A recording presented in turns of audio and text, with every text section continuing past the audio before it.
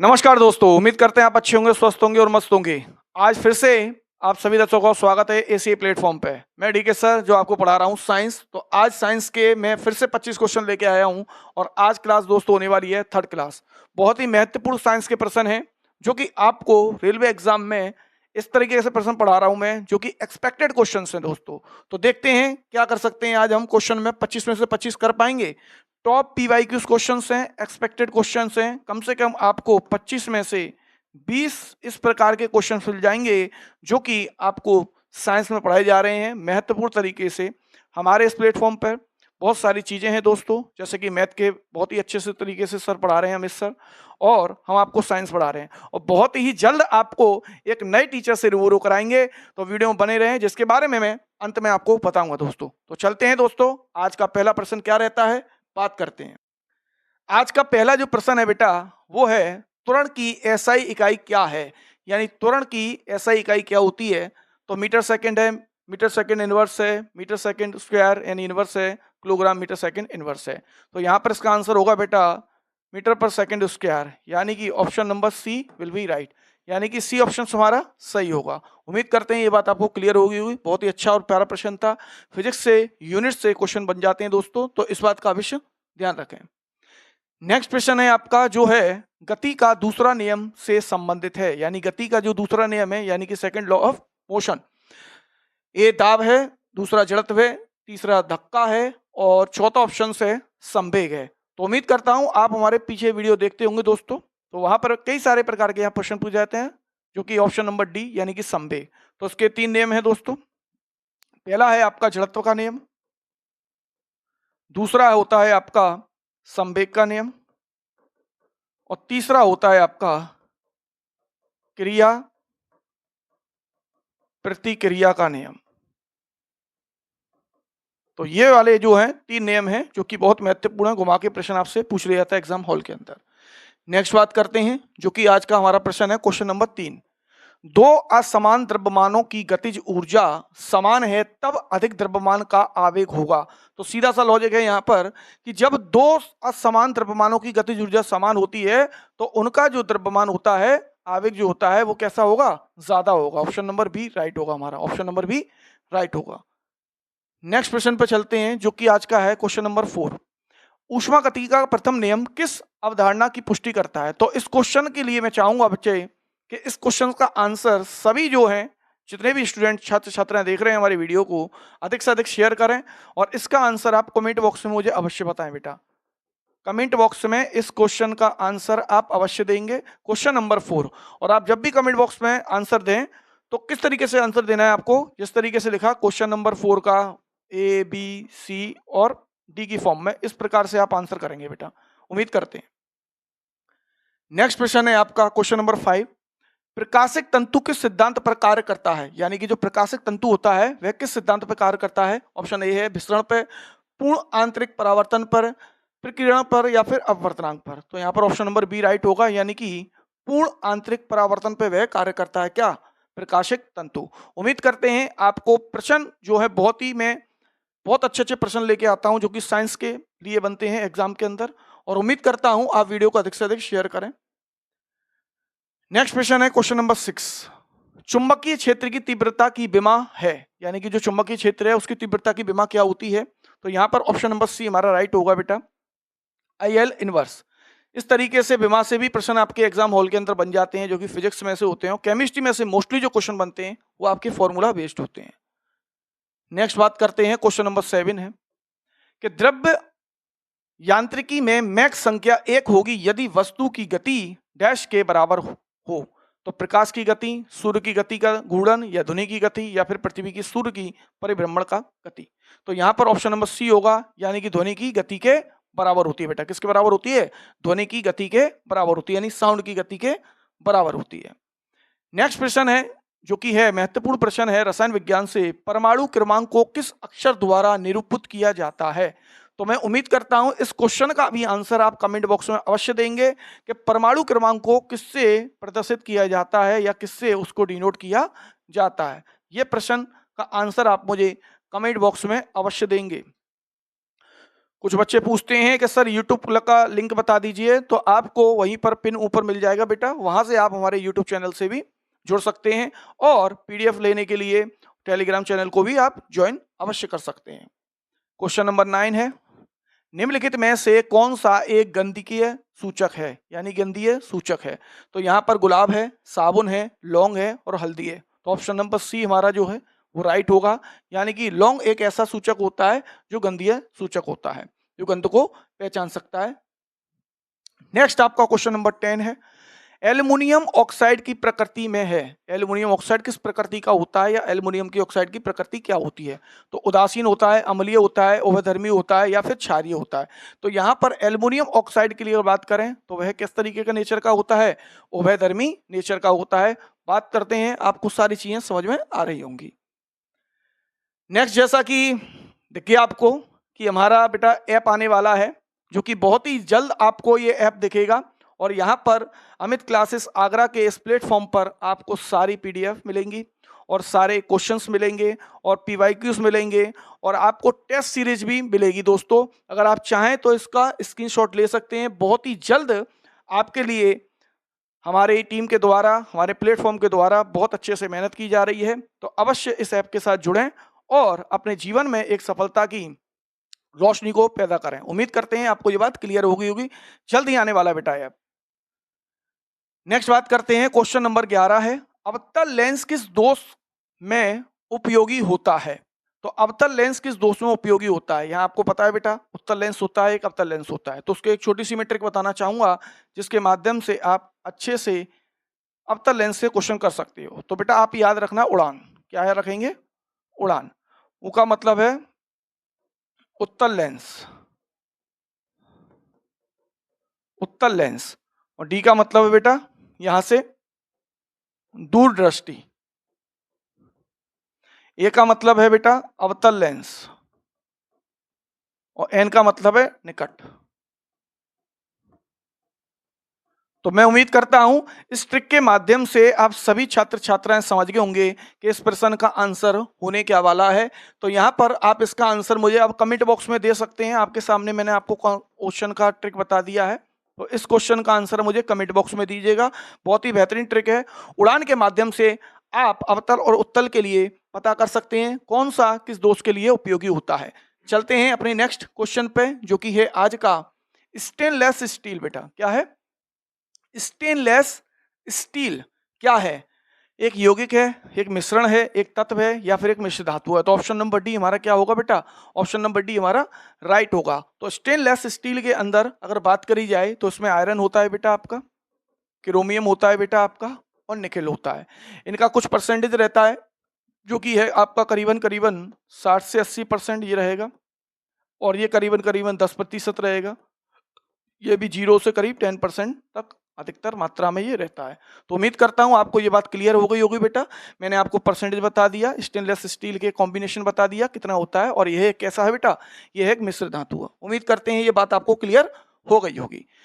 बहुत ही प्यारा एक बार फिर से प्रश्न है, एथेनॉल के एक अणु में कितने हाइड्रोजन परमाणु होते हैं, यानी कि एथेनॉल का फॉर्मूला। अब केमिस्ट्री से मैंने आपको जैसे बताया है, पहले भी बताया, पीछे वीडियो में बताया है कि जितने भी केमिस्ट्री से आपके क्वेश्चंस बनते हैं उनमें फॉर्मूला बेस्ड ही आपसे क्वेश्चन पूछा जाएगा, चाहे एग्जाम कोई भी रहा हो। तो जैसा कि आपको पता है एथेनॉल का फॉर्मूला होता है बेटा C2H5OH। अब आपसे पूछा गया है इसमें नंबर ऑफ हाइड्रोजन परमाणु कितने हैं, तो आप जोड़ लीजिए 6 होते हैं। कितने बेटा, 6 हैं। अब मैं उम्मीद करता हूं इसका आंसर आप कमेंट बॉक्स में मुझे अवश्य दे देंगे, क्योंकि इसका जो आंसर पता लग गया होगा आपको कितने हैं। तो ABC की फॉर्म में आंसर देंगे और क्वेश्चन नंबर डाल दीजिएगा। 13 का जिस तरीके से आप बोल सकते हो, 13 का यहाँ C है, तो इस तरीके से आप मुझे कमेंट बॉक्स में आंसर अवश्य करेंगे। नेक्स्ट प्रश्न है जो है बहुत ही प्यारा, क्वेश्चन नंबर 14 है, साबुनीकरण प्रक्रिया में प्राप्त एल्कोहल कौन सा होता है। यानी कि साबुनीकरण यानी कि सफोनिकेशन प्रोसेस में अगर जो एल्कोहल प्राप्त हो रहा है वो कौन सा होता है, तो एथाइल एल्कोहल होता है, मिथाइल एल्कोहल होता है, या कास्ट होता है, या फिर ग्लिसरॉल होता है। तो उम्मीद करते हैं ये प्रश्न का आंसर अधिकतर लोगों को आता भी होगा, और कुछ ऐसे हमारे छात्र छात्राएं होंगे जिनको ये प्रश्न का आंसर नहीं आता होगा। तो ग्लिसरॉल बनता है बेटा, क्या बनता है, ग्लिसरॉल। अब कोई कहेगा सर ग्लिसरॉल क्या है, तो यहाँ पे मैं फॉर्मूला लिख दे रहा हूँ। मैं केमिस्ट्री में अधिकतर बेटा जितनी भी चीजें हैं वो फॉर्मूला बेस्ड होती हैं, इस बात को आपको याद रखना पड़ेगा। कहानी क्लियर है बेटा। और दूसरा अगर स्ट्रक्चर फॉर्मूला देखें तो देखिए C3 है 1 2 3 और यहाँ पे 2 3 और 5 6 7 8, तो हाइड्रोजन कितने बेटा आपके पास 8 और ऑक्सीजन कितने बेटा आपके पास 3। तो ये हो गया बेटा स्ट्रक्चर फॉर्मूला और ये हो गया बेटा आपका मॉलिक्यूलर फॉर्मूला। उम्मीद करते हैं ये बात आपको क्लियर अच्छे से समझ में आ गई है। नेक्स्ट बात है फूलों के अध्ययन को कहा जाता है, यानी कि जो फूलों के अध्ययन को क्या कहा जाता है, ये प्रश्न में पूछा जा रहा है। एंथोलॉजी कहा जाता है, एग्रोस्टोलॉजी कहा जाता है, या पेलिनोलॉजी कहा जाता है, या फिरोनोलॉजी कहा जाता है। तो उम्मीद करते हैं इस प्रश्न का आंसर ए ऑप्शन होगा, यानी कि फूलों के अध्ययन को एंथ्रोलॉजी के नाम से जाना जाता है। अब मैं आपसे एक प्रश्न इसी में पूछना चाह रहा हूं आपसे कि आप बताइएगा क्वेश्चन में कि फूलों की घाटी किसे कहा जाता है बेटा, किसे कहा जाता है? तो इस प्रश्न का आंसर मुझे क्वेश्चन नंबर 15 से ही बताएंगे और 15 के ए से बताइएगा बेटा, ठीक है, 15 के ए से बताइएगा। नेक्स्ट प्रश्न है कि कुत्ते के काटने से कौन सा रोग होता है? तो यहां पर ऑप्शन है आपके पास रेबीज है, प्लग है, वेरी है और टीबी है। जो कुत्ते काट जाता है उससे कौन सा रोग होता है? जैसे बंदर काट जाए, कुत्ता काट जाए या फिर बिल्ली काट जाए, तो बेटा उन सब से जो रोग होता है वह रेबीज होता है, जो कि उनकी लार ग्रंथि अर्थात लार में पाया जाता है। तो उम्मीद करते हैं ये प्रश्न आपके लिए क्लियर हो गया होगा। कुछ ऐसे डिसीज से भी क्वेश्चन एग्जाम हॉल के अंदर पूछ लिए जाते हैं। नेक्स्ट क्वेश्चन है क्वेश्चन नंबर 17वां, मनुष्य के शरीर में वर्टिब्रेट निम्न में से किसका भाग होता है? यानी कि कशेरुकाएं किसका भाग होता है? आंत का, यकृत का, रीढ़ की हड्डी का या फिर मस्तिष्क का? तो उम्मीद करते हैं ये बात आपको क्लियर हो रही होगी। ऑप्शन नंबर सी हमारा राइट होगा, यानी कि रीढ़ की हड्डी का। टोटल अगर संख्या देखी जाए वर्टिब्रेट की तो यहाँ पर बेटा 33 होती है। कितनी होती है? 33 होती है एक वयस्क में। एक वयस्क का मतलब एक अडल्ट में 33 होती है। नेक्स्ट बात करते हैं आज का जो प्रश्न है 18वां, निम्न में से कौन सा सही सुलमित नहीं है? अब ऐसे प्रश्नों पे नहीं पर आपको अवश्य ध्यान देना पड़ेगा कौन सा सुलमित नहीं है।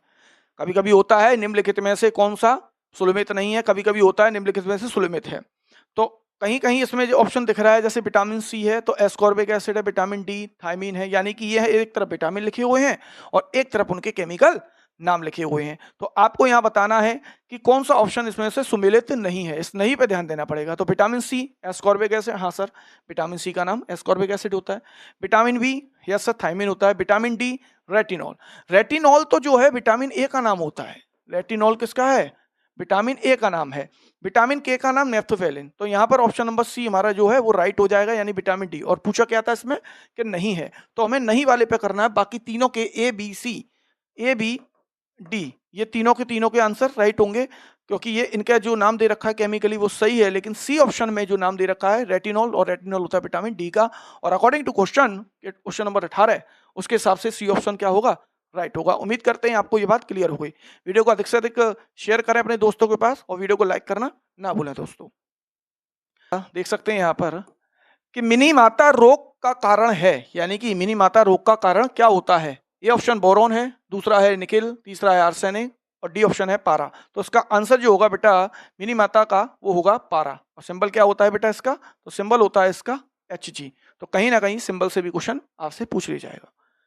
नेक्स्ट क्वेश्चन पर और चलते हैं, जो कि है आपका क्वेश्चन नंबर 20। प्याज में खाद्य भाग होता है, यानी कि प्याज में जो खाने योग्य भाग होता है वह कौन सा होता है? तो है पत्ता, जड़ यानी कि मूल, तना यानी कि स्टेम और पुष्प यानी कि फ्लावर। तो ऑप्शन नंबर सी राइट होगा। तो हम तने को खाते हैं बेटा। किसको खाते हैं? तने को। ऐसे आपसे पूछ लेते हैं इस क्वेश्चन में। मैं पूछना चाह रहा हूं आलू क्या है? इस क्वेश्चन का आंसर मुझे सही बच्चे कमेंट बॉक्स में देंगे। आलू क्या है? तो यहां ऑप्शन में बना दे रहा हूं आपके लिए। आलू क्या है? एक फल है, एक पत्ता है, एक तना है, या फिर ये बोल सकता हूं मैं एक फल है, पना है, या फिर एक पुष्प है। तो इसका क्वेश्चन का आंसर है 20 का ए के हिसाब से आप क्वेश्चन में मुझे देंगे कमेंट बॉक्स में।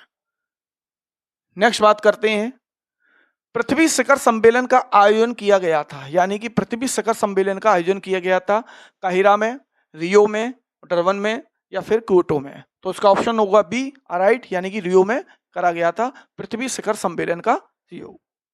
नेक्स्ट प्रश्न पे चलते हैं। आज का जो रहेगा क्वेश्चन नंबर 22, घेंघा रोग किसकी कमी के कारण होता है, यानी कि घेमा क्वार्टर किसकी कमी के कारण होता है, बसा, विटामिन, आयोडीन या फिर प्रोटीन की।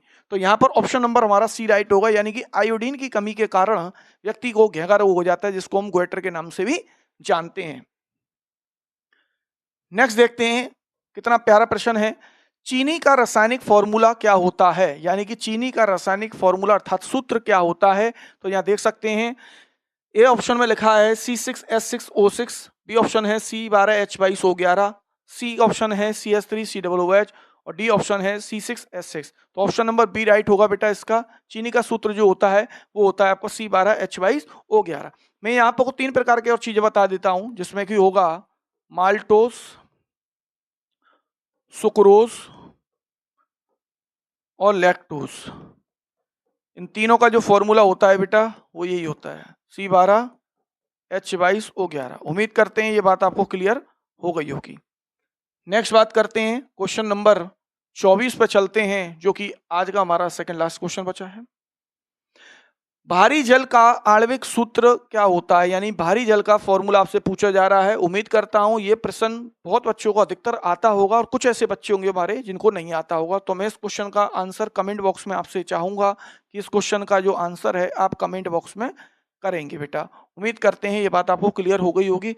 और आज का लास्ट एंड फाइनल प्रश्न जो है हमारे पास में वो है क्वेश्चन नंबर 25, माचिस उद्योग में प्रयोग किया जाने वाला रसायन है, यानी कि जो माचिस बनता है उसमें कौन सा ऐसा हम केमिकल यूज करते हैं। जैसे आपने देखा होगा माचिस मैच बॉक्स, उसके साइड से जो उसे आप चलाते हो माचिस को, वो किसे क्या होता है, पोटेशियम क्लोरेट होता है, पोटेशियम हाइपोक्लोरेट होता है, पोटेशियम सल्फाइड होता है या फिर पोटेशियम फॉस्फेट। तो ऑप्शन नंबर ए राइट होगा बेटा कि ये क्या होते हैं, जिसमें लाल फॉस्फोरस होता है, ठीक है नहीं, ठीक है। तो फॉस्फोरस होता है और क्लोरेट का इसके साथ में मिक्सचर होता है। तो इस तरीके से इसमें काम करता है माचिस के उद्योगों में। और ऑप्शन नंबर हमारा ए राइट होगा।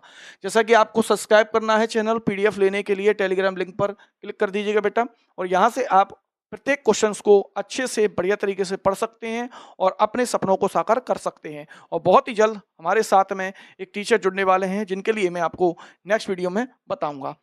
चलते हैं, बाकी अब आपसे विदा लेते हैं। जय हिंद दोस्तों।